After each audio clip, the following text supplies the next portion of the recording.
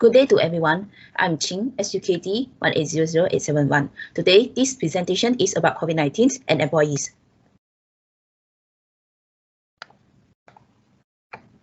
First, we are going to discuss about the strategy to ensure safety of employees when they return to the office. Next is the step to support infected employees and the ways to develop employees' engagement during this period of time.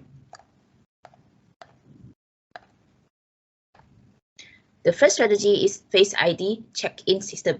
Under the influence of COVID-19, the Human Resources Department can use the Face ID check-in system to substitute fingerprint scanning or the standard check-in card system to make employees feel safe returning to the office. This is to decrease staff contact and prevent social distancing. Employees' access can be more carefully controlled and employees' contact can be reduced. Following the epidemic, the HR software firms built a Face ID check-in system that allowed employees to punch in without touching anything and wearing the mask. Before staff and visitors are permitted inside the workplace, the technology automatically analyzes their body temperatures and confirms that they are wearing the mask. Next is rotate work shift. According to the survey, most of the employees like the hybrid office mode in which they work in the office on an arranged day and work from home for the rest of the times, because the home office is no longer the standard working environment. It may be used to test superiors and subordinates, trust, understanding, and communication, as well as to find a more efficient and flexible working environment. To limit the danger of cross-infections as a result of exposure, the organization can give employees a plan to work in groups, allowing them to return to work, feel comfortable. Work in teams can be flexible, divide the office into wider areas, assign staff to different space, and rotate personnel every few days or weeks. Next is strengthen employee management and health check. This is to decrease employees exposed to hazards and make them feel safe return to work. We should know that the health state of employees returning to work ahead of time and organize employees to return to work in batch in accordance with epidemic prevention and control regulations. Create an employee health account, report on it, and classifies it according to the local health management criteria. Set up a hotline for reporting suspicious symptoms. Employees should report to the unit as soon as they see any unusual signs. Doing a good job in daily temperature sensing is important for relevant health monitoring. Every day when employees go to work, their temperatures must be recorded. Make a specific person responsible for daily summarize of staff health and reporting to the local disease control department. If you notice that anything out of the ordinary, report it right anyway and take the necessary preventive and control steps. Next is communications and training. HR department should explain and instruct staff about the epidemic in a reasonable manner. It should be simple to understand, use the employees' preferred language, and offer accurate and timely information. Employees should be guided by the HR department to do the good job of personal protection. The organization can improve public awareness and education, as well as control epidemic prevention and control training for employees so that they can master the proper use of masks, cleaning and disinfection, and others protection information, as well as improve their self-protection awareness. Next, we are going to discuss about the step to support the employees that are infected by COVID-19. First, the company should protect the employee privacy. When a COVID-19 positive employee is diagnosed, the organizations can notify co-workers who may be exposed without revealing the individual's identity. The employer should track the infected employee's action as closely as possible and notify any co-workers who may have come into touch with him or her a few days before the diagnosis. However, in order to avoid fails and extremement among colleagues, the identity of the diagnosed person is not leaked out and plainly mentioned throughout the notifications procedure.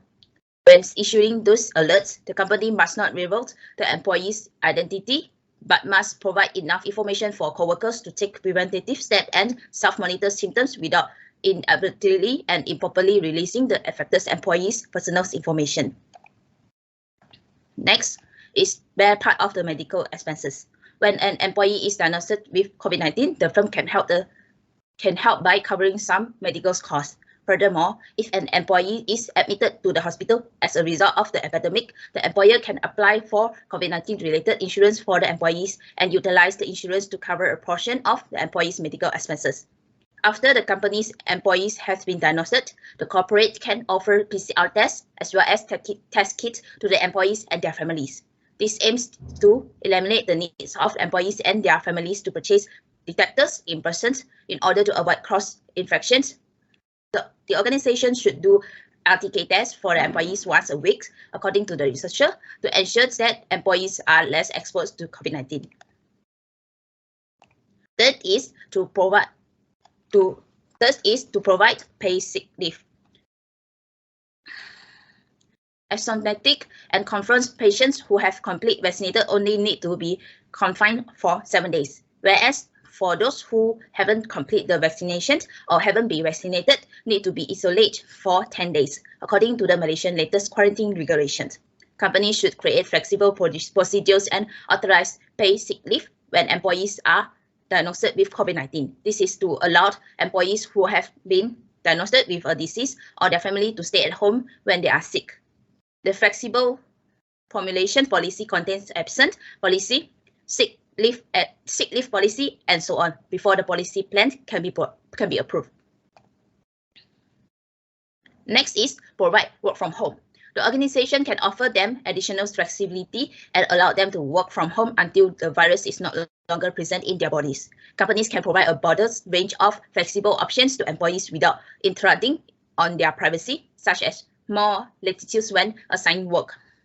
Employees who have been diagnosed with COVID-19 but are still able to work should be given more flexibility to work from home, and flexibility for working hours in home isolation should not be required. As a result, employees can be isolated at home for 10 days following the diagnosis, with all urgent work contents arranged flexibly at home during that time. If employee's symptoms are severe, he may have to forced to take time off work until he's healed. Last is help the employee to apply the government allowance. SOCSO in Malaysia currently includes people who have been infected with COVID-19. Employees may be compensated if they do not report to work during the diagnosis, or they may be given a supplemental bonus during the epidemic to reduce their burden on their lives. Workplace infections, which result in temporary or permanent loss of work ability of employees, and getting notice from the relevant single burner to case the company's disinfections are two of the requirement of applying for the social insurance reimbursement, blockage and solutions, orders and claims application from Borang 34, ID card, sick leave from work attendance record, PCR test report, payroll for 6 months, and employee's bank statement are among the documents to be prepared. The relevant documentation must be submitted to the nearest social insurance organizations or apply online. For the last part of this presentation is the way to develop engagement of employees during this new epidemic, the new time. The way to develop employees' engagement is to provide personal support and involve employees in decision-making. This is to build highly motivated employees in this new norm period. Employees will feel that individualized support they need to reach their job goals is provided when leaders demonstrate a gaps of their needs, preference, and surroundings in the workplace. People can from a very familiar backgrounds, living arrangements, and socio-economic backgrounds, and they have varying level of knowledge with teleworking, technology, and the best practice. Some employers and managers are said to meet with their ones who want to provide additional coaching and reassign job duties among team members in order to respond to various and changing needs of employees. Employees' working experience have improved during times for uncertainty and stress when they participate in the establishment of discussion group and create frequent public forums for employees to ask questions and share their opinions.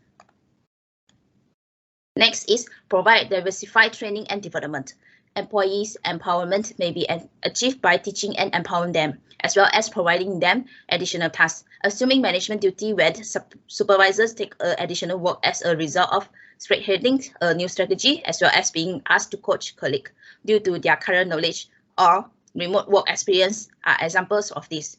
Employees gain confidence and the opportunity to better develop their abilities as a result of these increased duties, and they feel more important to group success. The time and space of team quotients can be specified during the training process.